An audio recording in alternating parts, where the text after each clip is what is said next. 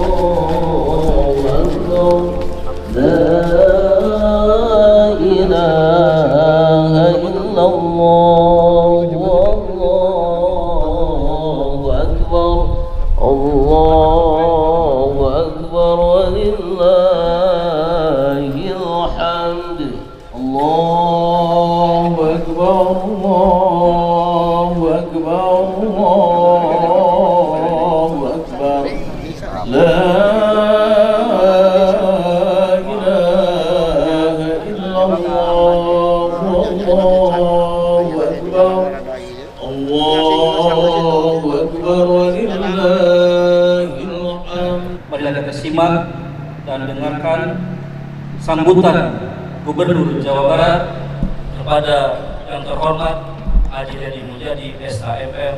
Dipersilakan.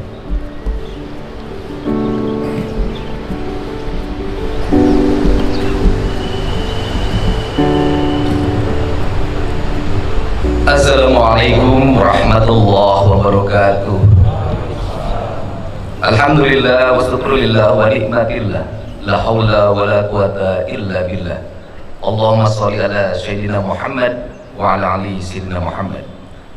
Hadirin sidang Idul Fitri yang berbahagia, baik yang ada di halaman Gedung Sate Provinsi Jawa Barat yang disebutnya Gazebo, maupun di seluruh Provinsi Jawa Barat yang terhampar di masjid-masjid, di tajuk-tajuk, di musola-musola, di halaman-halaman kantor alun-alun kabupaten kota, di halaman kantor alun-alun kecamatan, dan di halaman kantor alun-alun desa dan kelurahan di seluruh Provinsi Jawa Barat. Pada hari ini kita bersama-sama akan bersujud dan bersimpuh dari hadirat Allah Subhanahu wa Ta'ala untuk menyempurnakan rangkaian perjalanan ritual dan spiritual kita, bahwa kita adalah makhluk yang berkesadaran sebagai manusia yang memiliki hubungan emosional dan spiritual dengan Allah, berkesadaran sebagai manusia yang memiliki hubungan dan emosional dengan alam sebagai rangkaian zat keperciptaannya, dan kesadaran kita yang memiliki hubungan emosional dan spiritual dengan seluruh lapisan tetangga, sahabat, saudara, handai taulan, orang tua dan keluarga. Seluruh kesadaran itu merupakan aspek historikal dan wujud pribadi kita, bahwa manusia sesungguhnya mengalami perjalanan panjang yang tidak pernah berhenti. Dalam kata orang Sunda, baik alam bihari, alam kiwari, dan alam poisu. Alam bihari para kiai menyebutnya alam roh, alam kiwari adalah alam dunia, dan alam poisu adalah alam akhir. Seluruh rangkaian itu merupakan circle yang tidak pernah berhenti. Seluruh circle itu memiliki dua kualifikasi. Yang pertama adalah kebersihan hati, yang kedua adalah keluhuran budi. Kebersihan hati adalah, dalam kaidah orang Sunda menyebutnya, celik putih, celak herang, canggulan 14, jalan gede, sesapuan, adalah kebersihan jiwa. Karena jiwa yang bersihlah yang akan mampu memiliki empati pada sesama hidup. Maka tugas pemimpin sebagai Gubernur Jawa Barat hari ini adalah bagaimana membangun rasa empati antara pemimpin dengan rakyatnya, bukan dengan ucapan tetapi dengan tindakan. Maka empati itu harus dilakukan dengan melakukan tindakan-tindakan yang nyata dan terukur, dengan memiliki tanggung jawab pada 8 asnaf yang terus menerus dalam setiap tahun kita santuni melalui zakat, infak, dan sedekah.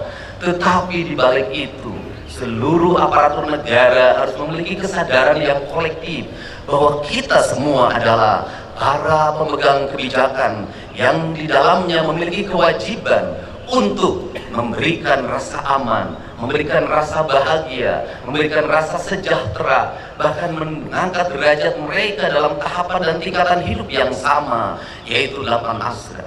8 asnaf dalam kaidah Islam dilakukan pada zaman Rasulullah SAW. Pada saat itu masyarakat hanya diwajibkan membayar zakat, tidak diwajibkan membayar pajak. Sedangkan kita pada hari ini, para penyelenggara negara, baik eksekutif maupun legislatif, memegang kapasitas melakukan pengelolaan terhadap anggaran belanja dan pembangunan negara atau APBN, APBD, anggaran belanja dan pembangunan daerah Provinsi Jawa Barat. Yang paling mendasar adalah bagaimana anggaran itu terdistribusi untuk mewujudkan rasa adil pada 8 asnaf itu. Karena apa? Karena pada zaman Rasulullah, zakat memiliki fungsi pengelolaan negara yang dikelola oleh Baitul Mal. Sedangkan kita hari ini memiliki kedua anggaran. Yang pertama, Basnas mengelola keuangan melalui pembayaran zakat. Yang kedua, negara melakukan pengelolaan keuangan melalui APBD. Di balik itu ada infak dan ada sedekah. Sesungguhnya di Indonesia ini adalah pungutan untuk rasa adil masyarakat sangat banyak, melebihi negara-negara lain. Tetapi kenapa yang menjadi problem? Justru keadilan belum terwujud, justru kemiskinan belum tertangani, justru orang-orang tidak mampu sekolah, tidak mampu membeli baju seragam, tidak mampu membeli sepatu, banyak pungutan di berbagai tempat. Sesungguhnya kita yang sholat dalam setiap hari 5 waktu, kita ini melakukan pengkhianatan terhadap apa yang menjadi tugas dan kewajiban kita sebagai penyelenggara negara. Alangkah malunya kita di hadapan Allah di negeri yang beriman dan beramal soleh ini, ketika pungutan negara ada, pungutan zakat ada, tetapi rasa adil belum terwujud. Berarti kita sebagai penyelenggara negara belum bisa memaknai dan memahami Islam secara paripurna.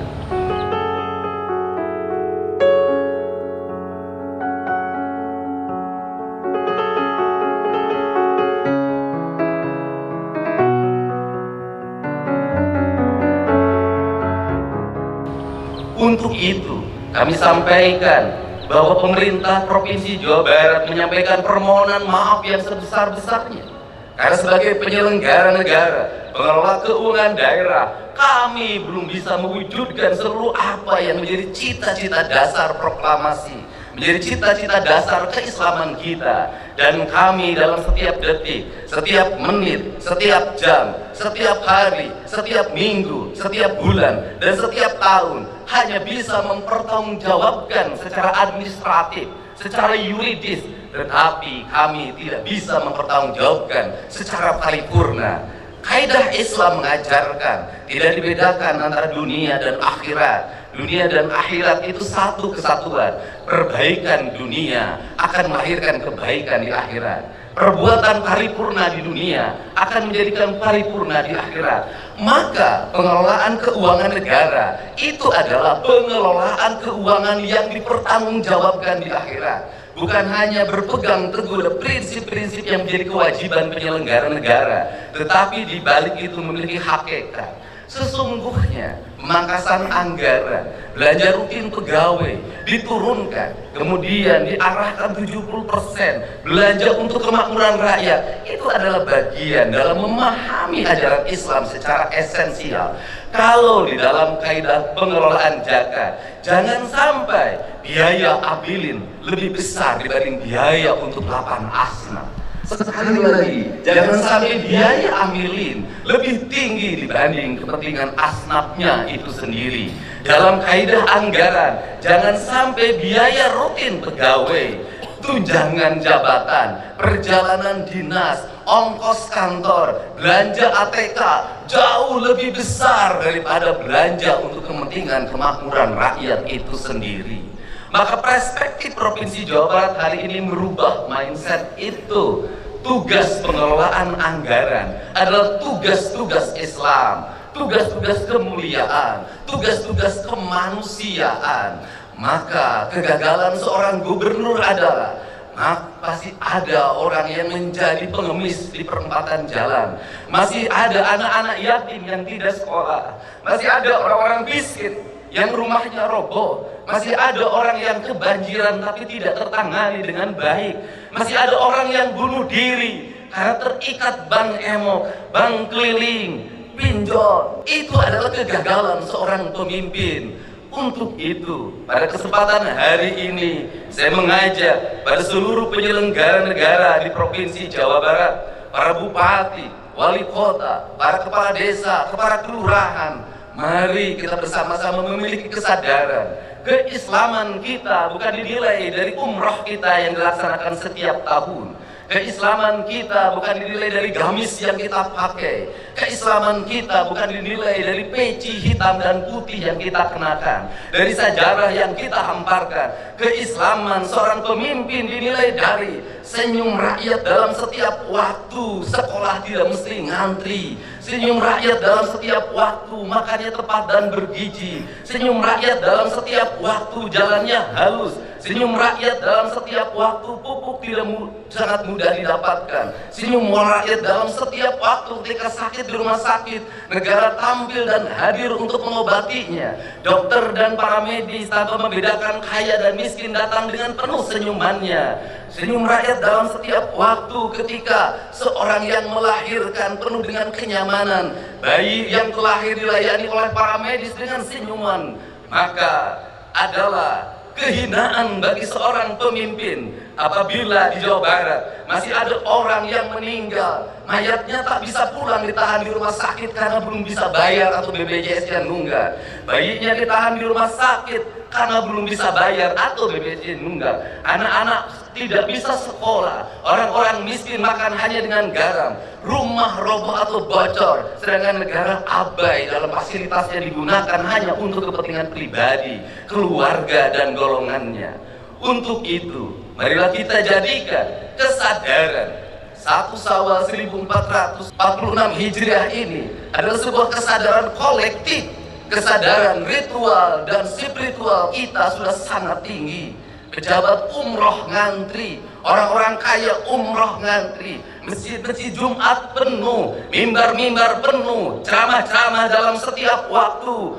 Itu baik, tetapi lebih baik secara substansial adalah dana-dana yang kita miliki digunakan untuk menangani orang-orang fakir, orang-orang miskin, kaum mustadaifin, kaum du'afa, orang-orang fafa, orang-orang yang merintih dalam setiap waktu meminta pertolongan tapi abai orang untuk menolongnya. Kesadaran itulah yang diperlukan oleh negeri hari ini.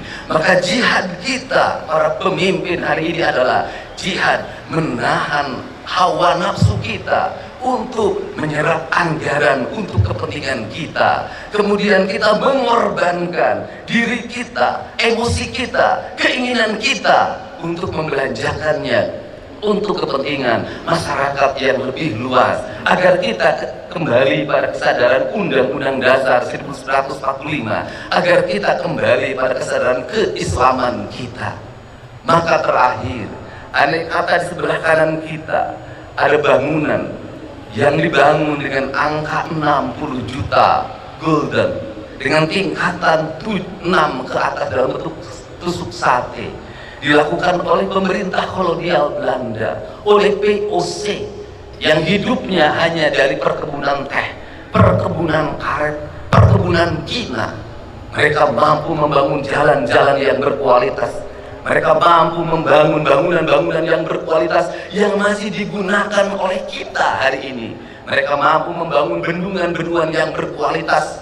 Pertanyaannya adalah, kenapa kita yang mengklaim kaum pribumi itu tidak mampu mengelola perkebunan? Jangankan membangun gedung seindah gedung sate, hanya mengelola kebunnya saja sudah tidak mampu dengan dikontrakkan kepada pihak lain, yang melahirkan longsor, kekeringan. Betapa kita sebagai beragama punya rasa malu di hadapan Allah Subhanahu wa Ta'ala. Betapa kita sebagai bangsa yang berpancasila merasa malu oleh POC, Oleh POC saja kita sudah kalah dalam melakukan pengelolaan, apalagi oleh bangsa lain. Untuk itu, mari kita bersama-sama tinggalkan keegoan ritual kita. Mari kita bersujud dan mohon ampunan kepada Allah Subhanahu wa Ta'ala.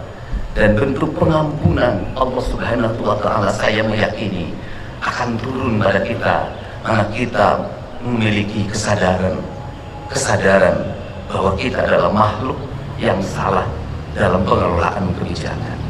Marilah kita minta maaf pada anak-anak miskin yang tidak bisa sekolah. Marilah kita minta maaf pada orang-orang miskin yang mereka masih tak sanggup makan sebaik makannya kita. Marilah kita minta maaf pada orang-orang fakir yang harus dia mencuri hanya untuk kebutuhan melahirkan keluarganya. Marilah kita minta maaf pada mereka, tinggalkan keangkuhan dan kesombongan kita. Semoga 1 Syawal 1446 Hijriah ini menjadi tahun kesadaran kita bahwa kita telah salah menjadi penyelenggara negara, dan kita akan merubah seluruh kebijakan-kebijakan itu.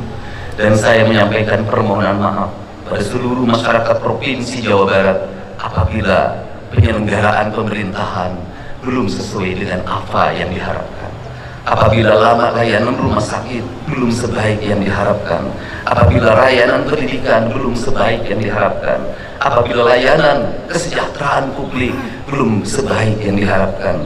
Semoga kesadaran itu menjadi kesadaran emosional, kesadaran spiritual, kesadaran moral, emosional dan spiritual. Dalam istilah orang Sunda disebutnya budi pekerti. Semoga kita masuk dalam kaidah yang tidak lagi geni secara intelektual, tetapi kita menjadi kaidahnya adalah kaidah orang yang paripurna secara budi pekerti. Wallahu muwaffiq ila aqwamit thoriq. Assalamualaikum warahmatullahi wabarakatuh. Sampurasun.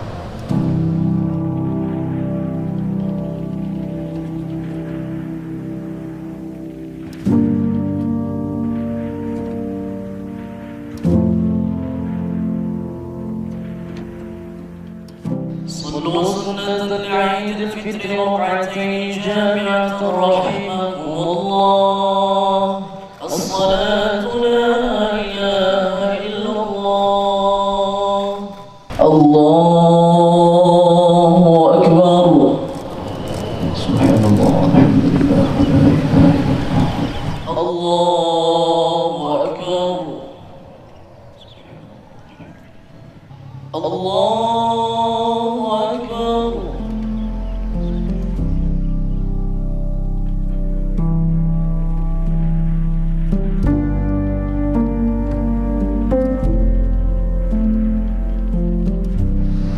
الله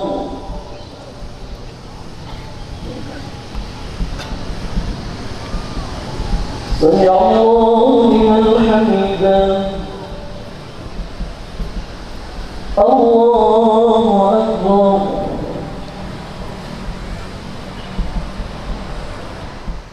الله أكبر.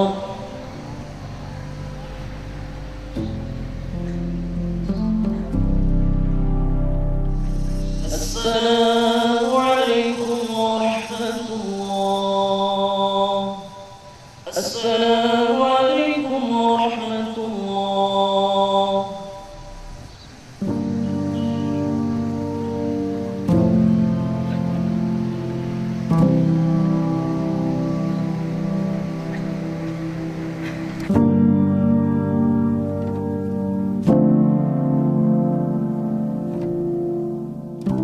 الله أكبر. الله أكبر. الله أكبر. الله أكبر. الله أكبر. الله أكبر. الله أكبر ولله الحمد. الحمد لله الذي جعل اليوم عيدا للمسلمين. Mengawali khutbah ini, khotib berwasiat untuk pribadi dan berlaku untuk seluruh jamaah sekalian agar sama-sama meningkatkan kualitas takwa kehadirat Allah Azza wa Jalla.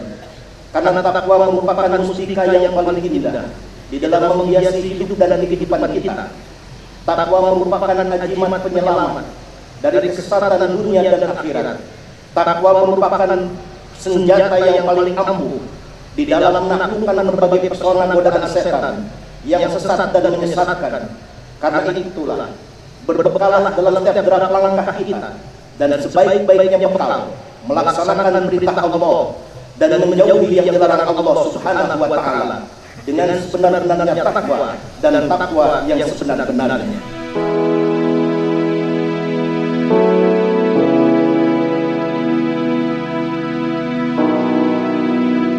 Rabbana la tuzigh qulubana ba'da idh hadaytana wa hab lana min ladunka rahmatan innaka antal wahhab. Rabbana zalamna anfusana wa in lam taghfir lana wa tarhamna lanakunanna minal khasirin. Allahumma ighfir lil mu'minina wal mu'minat wal muslimina wal muslimat al ahya'i minhum wal amwat. Rabbana atina fid dunya hasanah wa fil akhirati hasanah wa qina adzabannar. Walhamdulillahi rabbil alamin.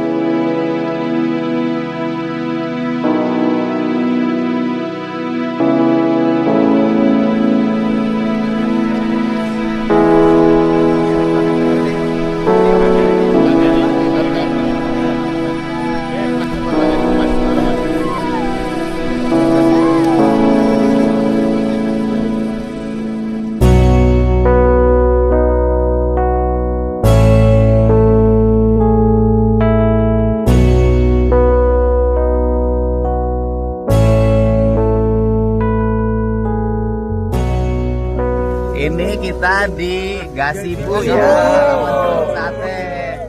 Selamat Lebaran ya. Semoga sehat, berkah, banyak rezekinya. Buat seluruh warga Jabar saya mohon maaf atas segala kesalahan dan perilaku yang bisa membahagiakan semua. Saya juga mohon maaf ya pada seluruh sahabat-sahabat saya. Kan teman saya ketika SD, SMP, SMA dan STH Purnawarman dulu.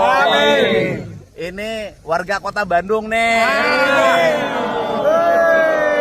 Riau-riaunya nih. Ini orang Riau.